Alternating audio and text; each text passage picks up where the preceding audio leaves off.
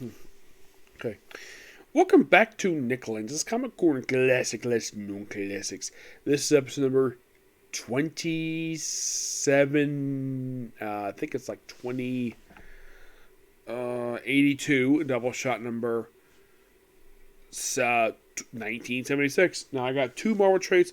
The first up is a trade for a character that no one would ever suspect that Marvel did this again.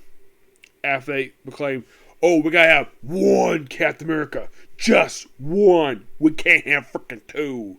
And yet, here we go. A Sam Wilson Captain America title. Except it's not called Sam Wilson Captain America. Nope, it's called Captain America Symbol of Truth. This actually is one of two ongoing series of Captain America, the other being Captain America Sentinel of Liberty, Volume 2, which stars, of course, Steve Rogers because that's his nickname. Yes. Now, of course, this is focused on Sam Wilson. This is a sort of a semi-continuation of the previous book for Sam when he was Falcon, when he was Captain America. Because, of course, we have Joaquin, his partner from that series. Now, the book itself contains Captain America number 0, obviously, along with Captain America Symbol of Truth, the first 5 issues. The writer of this book is a bit surprising, to say the least. I'm not familiar with this writer. It is Toshi Abagoshi.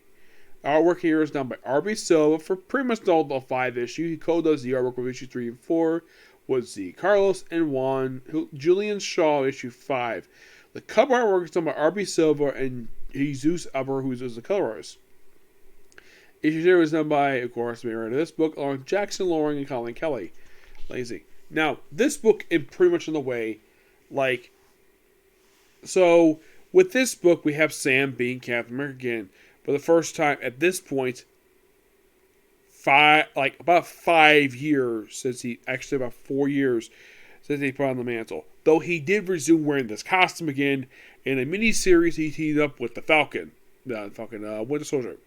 Which, of course, Winter Soldier himself also put on his own Captain America costume, which he had put on since 2011. Yeah.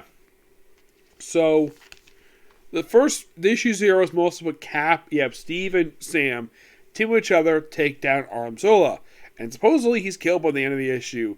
And mostly, but Sam just deals with stuff related to Wakanda. And, of course, Latveria. Because, of course, Doctor Doom shows up in here. Wakanda stuff, I do appreciate, though, the writer mentioning what happening in the current run for John Riley's Black Panther. Because Black Panther is no longer the king of the country. He's referred to as the region king, not the king. And, of course, the Wakandans being not written to be mostly not that much. There's someone character I'm not really a big fan of how the writer writes T'Challa in here, where he's very arrogant. And he basically is actually a bit out of character. We do see appearance here by the White Wolf. The White Wolf was a character who made his debut during the Christopher Priest of Black Panther, and now he's appearing as villain for Sam, which is quite strange. And here's something also quite strange. He said to bring up Brock Rumlow, aka Crossbones, to hire him to overthrow a country. Though he ends up getting a country anyways. Not Wakanda. Oh, no, not Wakanda. Someplace else. Yeah. And Sam, of course, is working for a senator. Yes, he is working for a senator. By the way, this is a senator who is not yelling at him for, this is not some political game per se. This particular politician is really be a really decent person, which, yes, that actually can happen. Some people elected in D.C. can be pretty nice people. Of course, they care about the spot.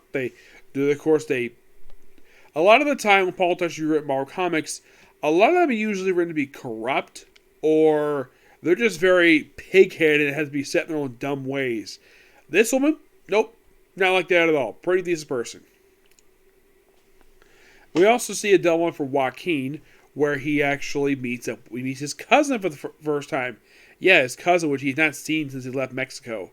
Which he does reunite her with her family, which is quite nice. And of course, Sam goes off more adventures of his own. I gotta say, for the series actually is pretty good. I mean, I don't have much problem how Sam is written. It's like the only character I do not like how he's written here is T'Challa. We're against a fight with Sam.